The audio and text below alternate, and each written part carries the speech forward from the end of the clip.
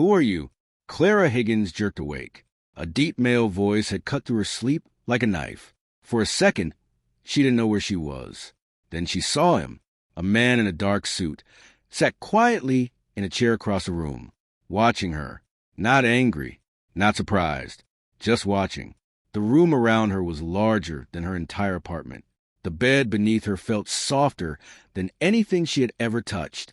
Her heart nearly stopped, because she recognized a man instantly, Arthur Sterling, the billionaire owner of Sterling Holdings, the most powerful man in the city. And she was lying in his bed. Oh my God! Clara jumped up so fast she nearly fell. I'm so sorry. I didn't know. Arthur didn't move, didn't blink, didn't even look upset. Instead, his eyes dropped to the silver necklace hanging around her neck.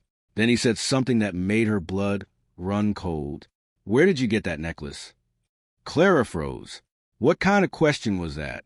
But before she could answer, Arthur stood, slowly, deliberately, like a man who had just solved a mystery.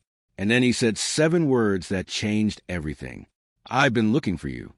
What Clara didn't know was that the billionaire standing before her had just recognized her from a moment 15 years ago, a moment she didn't even remember. And before this story was over, someone would lose an empire, someone would be exposed, and someone would discover a shocking truth that had been hidden for years. But first, we need to go back to the beginning. Chapter 1.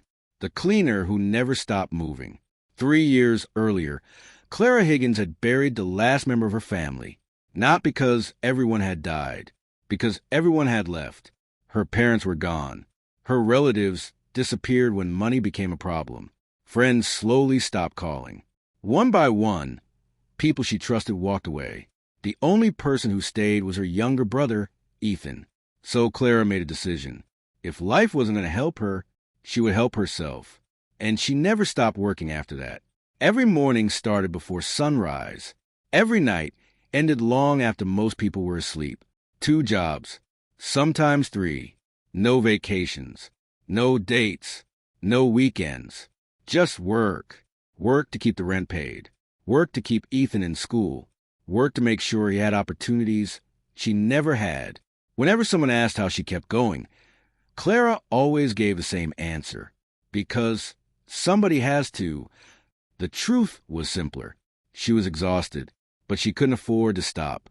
And that exhaustion was about to change her life forever. On a rainy Thursday evening, Clara stood inside Sterling Tower, holding a cleaning cart. The building stretched into clouds. Everything inside screamed wealth. Marble floors, gold fixtures, private elevators. People in suits worth more than her yearly salary. Normally, Clara kept her head down. Rich people lived in one world. She lived in another. But tonight was different. A severe storm had rolled into the city. The weather warnings appeared everywhere.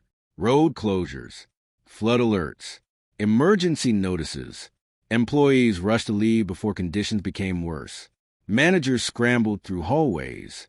Security teams prepared for overnight lockdown procedures. Clara should have left too. Instead, she volunteered to stay. The overtime pay was impossible to ignore. Ethan's college tuition was due. Every extra dollar mattered. By midnight, most of the building was empty. Wind slammed against the glass walls. Thunder shook the upper floors. The city outside looked like it was disappearing beneath sheets of rain. Clara kept cleaning, floor after floor, office after office, hour after hour. At 2 in the morning, her feet hurt. At 3, her back hurt. At 4, everything hurt. But she kept going, because that was what Clara did. She endured. She survived. She pushed forward, even when nobody noticed. Especially when nobody noticed. Around 4:30, she received a text from Ethan. Still working? Clara smiled. Unfortunately. Get some sleep? I'll sleep when I'm rich. That means never. She laughed quietly. It was a joke they shared often. But neither of them knew how close she actually was to meeting a billionaire. At 5 in the morning, Clara reached the executive floor. This area was different, quieter, more luxurious, more private. Most employees never came here. Only senior executives and Arthur Sterling himself had access. Clara had been instructed to clean specific sections and leave. Simple, easy, normal. At least that's what she thought. Then everything changed. The lights flickered. The storm intensified. A loud crack of thunder shook the building. Clara nearly dropped a cleaning bottle. She rubbed her eyes. They burned from exhaustion. For nearly 20 hours, she had been awake. Her legs felt heavy. Her thoughts felt slower. Even walking required effort. And then she made a mistake. A very small mistake. The kind of mistake that seems harmless in the moment. The kind of mistake that changes everything later. She entered the wrong room. The suite looked empty, luxurious, quiet, safe. In her exhausted state, she assumed it was one of the executive guest rooms, a place nobody was using, just somewhere to sit down for 5 minutes. That was all. 5 minutes. Clara placed her cleaning supplies near the door, sat carefully on the edge of the bed, and immediately felt her eyes closing. No! She tried to stay awake. She really did. But her body had other plans. Within seconds, sleep pulled her under. Deep, heavy, complete. She never noticed the framed photographs.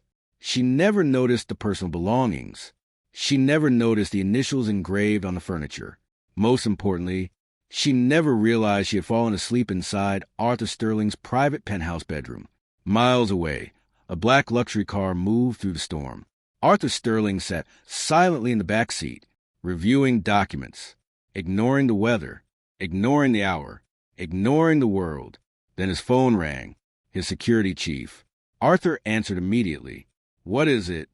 The response made him look up. "There appears to be someone inside your private suite." Silence. Arthur's expression hardened. Someone inside his suite? Impossible. Security protocols made that nearly impossible. Unless someone had help. Or a reason. The car changed direction, heading towards Sterling Tower. And less than 30 minutes later, Arthur Sterling stepped into his penthouse, expecting to find a thief, expecting to find an intruder, expecting to find a problem. Instead, he found a sleeping cleaner, and hanging around her neck, a silver necklace he hadn't seen in 15 years. Arthur stared. Something about it felt familiar, something important, something connected to a memory he had spent years trying to recover. But where had he seen it before? And why did the sight of that necklace make his heart suddenly race? The answer would change both of their lives. But neither of them knew it yet, not even close, because everything was about to change. Chapter 2. The Billionaire's Offer. Clara stared at Arthur Sterling. Her mind refused to process what was happening. 1 second she had been asleep. The next, she was standing inside a billionaire's bedroom while the billionaire himself looked at her like she was the answer to a question he had been asking for years. Neither of them spoke. Not immediately. The storm rattled the windows behind them. The silence felt heavier than the rain. Finally, Clara found her voice. "I'm sorry." Arthur remained expressionless. "I didn't mean to come in here." No response. "I thought it was a guest room." Still nothing. Then Arthur glanced at the necklace again. That necklace, the same necklace that had instantly captured his attention. "How long have you had it?" he asked. Clara blinked. "Since I was a kid." Arthur's eyes narrowed. "Who gave it to you?" "My mother." A strange look crossed his face. Not anger, not confusion. Something deeper, something hidden. But before Clara could ask why, Arthur stepped aside. "You should go home." Clara nodded immediately. "Thank you." Then she hurried toward the door. Only once she reached the elevator did she realize something. The billionaire had never asked for her name. Yet, somehow, he had looked at her like he already knew her. And that was the first thing she couldn't explain. For the next 3 days, Clara tried to forget about it. She failed. Every time she closed her eyes, she remembered Arthur's stare, the way he had looked at the necklace, the way he had said nothing, the way he seemed to recognize something. But life didn't stop because she was confused. Bills still arrived. Work still demanded her time. And Ethan's tuition deadline was getting closer. So she focused on survival. Until Monday morning, when everything changed. Again. Her supervisor approached her carrying a sealed envelope. "Clara?" "Yes." "Someone requested you." Her stomach dropped. "Requested?" That sounded dangerous. The supervisor handed her the envelope. The moment Clara saw the logo, her heart nearly stopped. Sterling Holdings. Inside was a meeting request. Private, executive floor, Arthur Sterling. Clara read it 3 times. Then 4. Then 5. Surely there had been a mistake. Why would a billionaire want me to clean her? But the appointment was real, and 2 hours later, she found herself sitting outside Arthur's office, waiting, sweating, overthinking everything. The assistant finally opened the door. "Mr. Sterling will see you now." Clara entered. Arthur sat behind an enormous desk. Calm, controlled, powerful. The type of man who looked like he owned every room he entered. Which, in most cases, he probably did. He gestured toward a chair. "Sit." Clara obeyed. Arthur studied her for several seconds. Then he asked a question she wasn't expecting. "How long have you worked here?" 3 years. "Any disciplinary issues?" "No." "Any complaints?" "No." Arthur nodded. Then came another unexpected question. "How many jobs you work?" Clara hesitated. 2. "Sometimes 3? She stared. How did he know that? Arthur didn't explain. Instead, he opened a folder. Inside was her employment history, performance reports, attendance records, everything. He had investigated her. The realization made her uncomfortable. Then Arthur said something impossible. "I want you to work for me." Clara laughed, not because it was funny, because it sounded insane. "I'm a cleaner." "Not anymore." The room went silent. "What?" "I need a personal assistant." Clara blinked.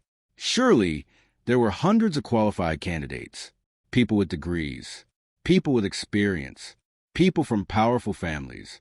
Not her. Arthur seemed to read her thoughts. "You're reliable." "That's not enough." "It is for me."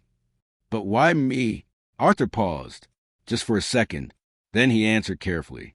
"Because I trust reliability more than qualifications." Something about that answer felt incomplete, like he wasn't telling her everything. And that became open loop number 2. What was Arthur's real reason for keeping her close? The promotion shocked everyone, especially Vanessa Blackwood, Arthur's fiancée, the woman many believed would soon become Mrs. Sterling. Vanessa was beautiful, elegant, perfect, at least on the surface. The first time she met Clara, she smiled. The second time, she studied her. The third time, she became suspicious. Because Arthur never hired people personally. Never. Yet suddenly a cleaner had become his assistant. And Vanessa hated unanswered questions. At first, Clara struggled. The executive world felt completely different. Every mistake seemed expensive. Every conversation felt dangerous. Every decision mattered. But surprisingly, Arthur remained patient. He corrected mistakes, answered questions, taught her things. Slowly, Clara gained confidence. For the first time in years, life seemed to improve. Ethan's tuition was paid. Bills became manageable. Stress eased. The future finally looked brighter. And that was exactly when disaster arrived. Because whenever Clara's life started improving, something always went wrong. She just didn't know how wrong this time would be. One evening, Arthur called her into his office. His expression was unusually serious. "Has anyone asked you unusual questions lately?" Clara frowned. "No." "Any strangers?" "No." "Any employees?" "No." Arthur leaned back, thinking, concerned. "What happened?" Arthur hesitated, then answered, "Money is missing." Clara's stomach tightened. "How much?" Arthur looked directly at her. $23 million. The number hit her like a truck. 23 million. She couldn't even imagine that amount. Arthur continued. "Someone inside this company is stealing." Suddenly everything made sense. The tension, the investigations, the strange behavior. But one question remained. Who was doing it? Neither of them knew. Not yet. But someone was watching. Someone dangerous. Someone who had already noticed Arthur's growing interest in Clara. And that person was preparing their next move, a move that would destroy her life. That was the moment everything started falling apart. Chapter 3. The Woman Who Wanted Her Gone. Vanessa Blackwood smiled often, but very few people knew when she was truly happy. One of those moments happened when she saw Clara leaving Arthur's office. Again, and again, and again. At first, Vanessa dismissed the cleaner. Then she became curious, then suspicious. Now, she was angry, because Arthur Sterling trusted almost nobody. Yet somehow he trusted Clara, and Vanessa needed to know why. The investigation into the missing millions intensified. Auditors arrived. Security teams expanded. Departments were questioned. Employees whispered. Rumors spread. Fear followed. Meanwhile, Clara found herself spending more time with Arthur. The closer she got to him, the more confused she became. Because Arthur wasn't what she expected. He wasn't cold all the time. He wasn't arrogant. He wasn't cruel. Beneath the power and wealth was someone carrying old scars. Someone who constantly watched for betrayal. Someone who expected disappointment. Almost like he had been hurt before. Badly. But she didn't know by whom. Not yet. One evening, Arthur handed her a folder. "I need this delivered personally." Clara accepted it. Simple enough. But while leaving, she noticed something strange.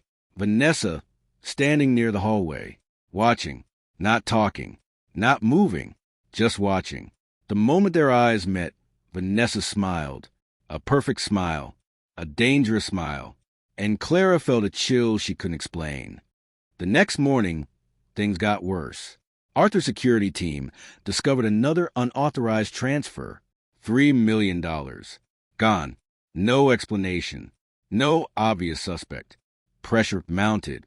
Board members demanded answers. Investors grew nervous. The media started asking questions. And someone inside the company was getting desperate. Because the closer Arthur got to the truth, the more dangerous the thief became. 3 days later, Clara received an anonymous message. No sender. No name. Just 5 words. "Stop investigating if you care." She stared at the screen. Confused. Terrified. Investigating? She wasn't investigating anything. Was she? Then another message arrived. "You don't know who you're helping." Her heartbeat accelerated. Who sent this? How did they get her number? What exactly did they think she knew? Open loop number 3. Who was warning Clara? And why? That evening, she showed Arthur the messages. His expression darkened immediately. Did anyone else see these? No. Arthur stood, walked toward the window, thinking, calculating, planning. Then he made a decision. "From now on, security escorts you." "What? You heard me?" "Arthur, that's ridiculous." "No."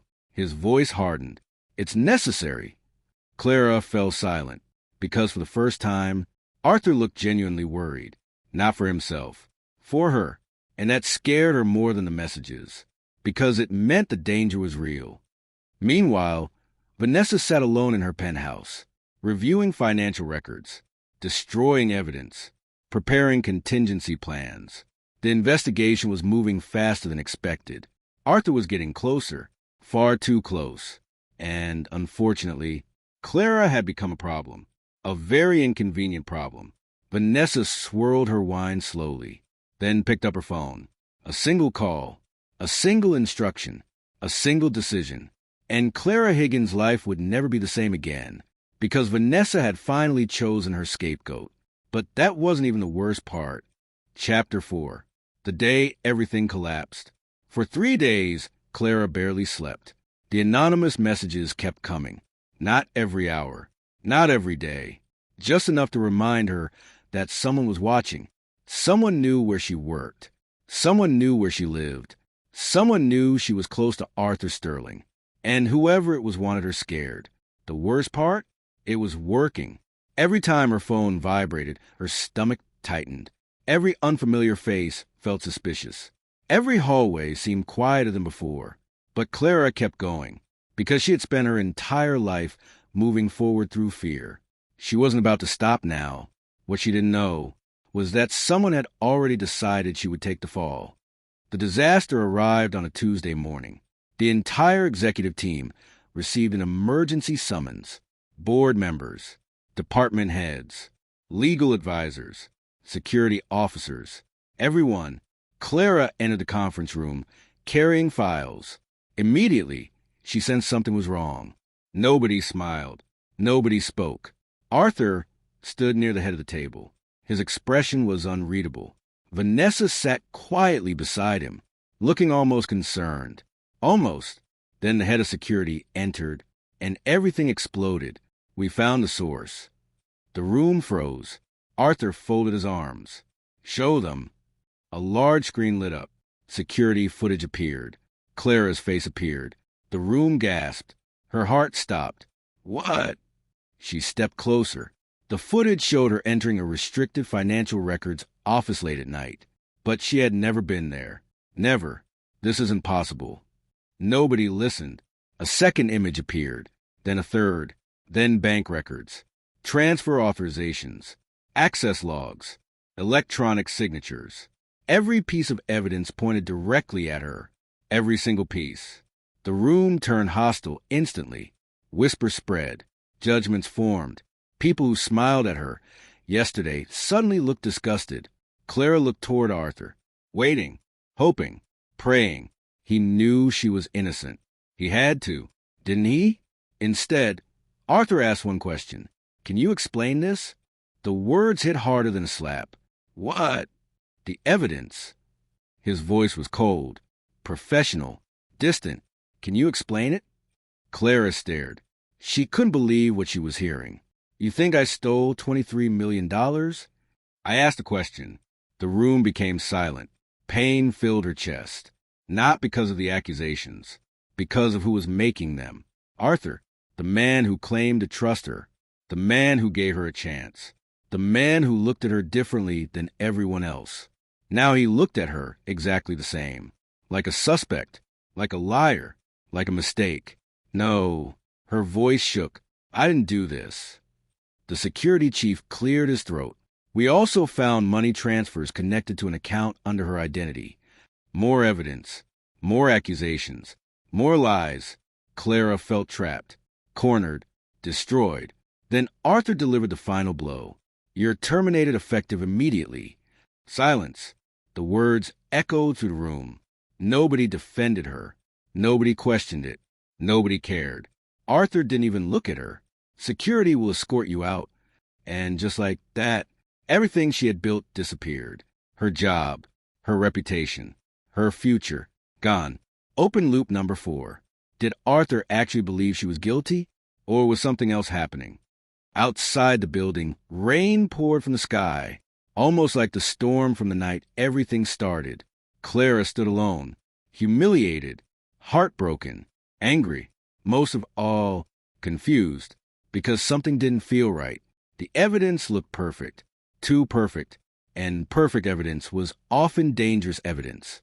Then her phone vibrated. A known number, a message, 3 words. Look deeper. A friend. Clara stared. A friend? Who? Before she could respond, the sender disappeared. No trace, no name, nothing. But the message planted a seed. What if she wasn't supposed to defend herself? What if she was supposed to investigate? That thought changed everything. Over the next several days, Clara began digging. Quietly, carefully, alone. The deeper she looked, the stranger things became. Records disappeared. Witness statements changed. Security files were altered. Someone powerful was cleaning up evidence. And eventually, she found the first crack. A transaction connected to one of Vanessa Blackwood's private companies. At first, it seemed insignificant. A small detail. Easy to overlook. But Clara didn't overlook things. Years of survival had taught her something important. Big lies often hide behind small mistakes. So she kept digging. And what she discovered next shocked her. Vanessa's company wasn't receiving stolen money. It was moving stolen money. Millions of dollars. For years. Hidden behind layers of shell corporations. Fake vendors. Offshore accounts. The pattern became impossible to ignore. Vanessa wasn't innocent. She was involved. But Clara still didn't know one thing. Was Vanessa acting alone? Or was someone helping her? And the answer would be worse than anything she imagined. What happened next? No one was prepared for. Chapter 5. The Shocking Truth. The more Clara investigated, the more dangerous her situation became. Because now she wasn't guessing. She wasn't suspicious. She was getting close to the truth. And the truth terrified powerful people. One night, Clara sat in her apartment surrounded by documents, receipts, transfers, account numbers, connections. For hours she mapped relationships between companies, searching for patterns, searching for answers. Then she saw it. One name, repeated again and again. A name connected to Vanessa. A name connected to stolen funds. A name connected to Arthur Sterling's family. Her blood ran cold. Sterling, not Arthur. His cousin, Benjamin Sterling, one of the company's board members. One of Arthur's most trusted relatives. One of the few people with access to everything. Clara leaned back slowly. This wasn't just corporate theft anymore. This was family betrayal. Open loop number 5. How deep did the conspiracy go? The next morning, Clara received another surprise. A black luxury vehicle pulled up outside her apartment. 2 security officers stepped out. "Miss Higgins?" She froze. "What is it?" "Mr. Sterling would like to see you." Anger exploded inside her. Arthur? After everything? After humiliating her? After destroying her reputation? Now he wanted to talk? No. The officers exchanged looks. "Miss Higgins?" I said no. Then a third voice spoke. Calm, familiar, powerful. "Please." Arthur stepped from a vehicle. Clara's heart immediately betrayed her, because despite everything, seeing him still affected her, and she hated that. For several seconds, neither spoke. Finally, Arthur broke the silence. "You found something." It wasn't a question. It was a statement. Clara narrowed her eyes. "How do you know that?" Arthur ignored the question. "What did you find?" Clara laughed bitterly. "Now you're interested?" Arthur remained calm. Too calm. Almost like he expected her anger. "You owe me an explanation." "No." His answer stunned her. "I owe you the truth." Silence. Then Arthur said something that changed everything. "I never believed you stole the money." Clara froze. "What?" Arthur stepped closer. The evidence was fabricated. Her heart pounded. "You fired me." "Yes." "You humiliated me." "Yes." "You destroyed my life." Arthur looked genuinely regretful. Then he revealed the shocking truth. "Because I needed them to believe it worked." The world seemed to stop. "What?" Arthur's eyes locked onto hers. "The people behind this operation were watching us." Suddenly things began connecting. The firing, the distance, the cold behavior, the public humiliation. Arthur continued. "If I defended you, they would disappear." Clara struggled to breathe. "If I protected you, they would stop making mistakes." Everything she believed suddenly shifted. Again, power reversal. Arthur wasn't the enemy. He had been setting a trap, a dangerous trap, and Clara had unknowingly become part of it. "Vanessa?" Arthur nodded. "Vanessa?" "Benjamin?" Another nod. "Benjamin, too." Clara sat down slowly. The room spun. Months of confusion finally started making sense. But one question remained. The biggest question of all. "Why me?" Arthur went silent. For the first time, uncertainty crossed his face. Not fear, not hesitation. Something emotional, something personal. His eyes drifted briefly toward the silver necklace around her neck, then back to her. And Clara immediately noticed. The necklace again. Always the necklace. "What aren't you telling me?" Arthur looked away. For the first time since she'd met him, Arthur Sterling looked vulnerable. And that frightened her more than anything, because it meant there was still a secret. A much bigger secret. One connected to her. One connected to him. One connected to the night he found her asleep in his bed. And in that moment, everything changed forever. Chapter 6. The Night the Empire Shook. 3 days later, Arthur Sterling announced the largest corporate gala in Sterling Holdings history. Investors arrived from around the world. Board members filled the grand ballroom. Journalists crowded every entrance. The event was presented as a celebration. But behind the scenes, it was something else entirely. A battlefield. And before the night ended, someone would lose everything. Clara stood near one of the ballroom entrances. She still wasn't sure why she had agreed to come. Part of her wanted answers. Part of her wanted closure. And part of her wanted to know whether Arthur Sterling had been telling the truth. The ballroom sparkled with wealth. Crystal chandeliers. Live orchestra. Luxury everywhere. But beneath the elegance, tension hung in the air. Arthur looked calm. Too calm. Which usually meant he was planning something. Across the room, Vanessa Blackwood looked confident, radiant, victorious, like a woman who believed she had already won. Benjamin Sterling appeared equally relaxed, laughing, shaking hands, playing the role of loyal family member. Neither of them realized they were walking into a trap. As the evening progressed, Arthur finally stepped onto stage. The room fell silent. Hundreds of eyes focused on him. Arthur adjusted the microphone, then smiled. "I would like to thank everyone for attending tonight." Polite applause followed. Then Arthur continued. "But before we celebrate the future," he paused, "we need to discuss the past." The atmosphere changed instantly. People exchanged nervous glances. Vanessa's smile weakened, only slightly. Arthur clicked a remote. A giant screen illuminated behind him. Numbers appeared. Financial records, bank transfers, corporate accounts. The room became silent, very silent. Then Arthur dropped the first bomb.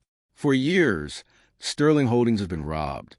Gasps spread throughout the audience. Arthur continued. "Millions disappeared through fraudulent transactions." Vanessa shifted uncomfortably. Benjamin stopped smiling, and Clara watched carefully, because she knew what was coming. At least she thought she did. Then Arthur revealed the evidence. Every transfer, every account, every shell company, every hidden connection.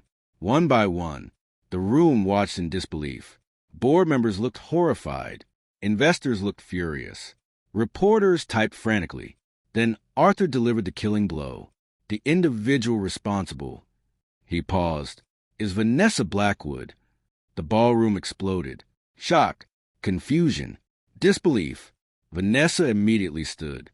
"This is ridiculous." Her voice shook a first time. "You can't prove that." Arthur simply smiled. Then another video appeared. Private recordings, secret meetings, financial instructions, confessions, everything. Absolute proof. Vanessa's face drained of color. For years she had controlled every situation, manipulated every outcome, outsmarted everyone. But not tonight. Tonight, she had nowhere to run. Then things became even worse. Arthur looked toward Benjamin. "My cousin would also like to say something." Benjamin froze. The room turned toward him. His confidence vanished. Arthur pressed another button. More evidence appeared. Benjamin's accounts. Benjamin's signatures. Benjamin's involvement. Benjamin's betrayal. The room erupted again. Because betrayal from an outsider was one thing. Betrayal from family was something else entirely. Benjamin tried denying it, then blaming Vanessa, then blaming Arthur. But nobody listened. The evidence was overwhelming. Years of lies collapsed within minutes. Security moved forward. Law enforcement officers entered the ballroom. Vanessa's expression transformed from confidence to panic. Benjamin looked physically sick. And for the first time in years, Arthur Sterling looked free. The trap had worked. The thieves had exposed themselves. The truth had won. But the biggest reveal was still waiting. As security escorted Vanessa away, she suddenly turned toward Clara. Hatred burned in her eyes. "You think you've won?" Clara remained silent. Vanessa laughed bitterly. "You still don't know why he chose you." The room became quiet again. Arthur's expression changed instantly. Vanessa pointed toward Clara's necklace. "Tell her." Arthur didn't respond. "Tell her the truth." The room looked confused. Clara looked confused. Even security paused. Vanessa smiled coldly. "Go ahead, Arthur." Then she was gone, escorted from the ballroom forever. But her final words remained. "Tell her the truth." The ballroom slowly emptied. Guests departed. Reporters left. Employees disappeared. Until eventually only Arthur and Clara remained, standing alone beneath the chandeliers. The silence felt different now. Personal, emotional, necessary. Finally Clara spoke. What truth? Arthur didn't answer immediately. Instead, he looked at the silver necklace around her neck. The same necklace that had started everything. The same necklace that made him stop when he first found her asleep. The same necklace he couldn't stop looking at. Then he smiled softly. A smile Clara had never seen before. Not the billionaire smile. Not the executive smile. The smile of a man remembering something precious. You really don't remember? Clara shook her head. Arthur nodded slowly. Then he began. 15 years ago. His voice became quieter. I wasn't Arthur Sterling. Clara frowned. What do you mean? I had the name. He smiled sadly. But not the life. Arthur explained that before inheriting the family empire, he had been sent away by relatives during a bitter family conflict. For nearly a year, he lived alone, forgotten, ignored, unwanted. One winter night, during a violent storm, he became stranded in a small town, cold, hungry, sick, and completely alone. I collapsed. Clara listened carefully. I remember thinking I might die there. His eyes softened. Then someone found me. A strange feeling moved through Clara. Arthur continued. A teenage girl. Silence. She brought me food. Another silence. She stayed with me. His voice nearly broke. She gave me her only blanket. Clara's heart began racing. No, it couldn't be. Could it? Arthur reached into his pocket, then removed an old photograph. Worn, faded, protected for years. He handed it to her. The moment Clara saw it, her breath stopped. The girl in the picture was younger, but unmistakable. It was her, a teenage Clara Higgins, standing beside a frightened boy, a young Arthur Sterling. Suddenly memories flooded back. The storm, the boy, the freezing weather, the blanket, the necklace, everything. She remembered. Oh my God! Arthur smiled. You remembered. Tears filled Clara's eyes. I thought you looked familiar. Arthur laughed softly. So did I. Then he pointed toward the necklace. My mother gave that necklace to me. Clara stared. What?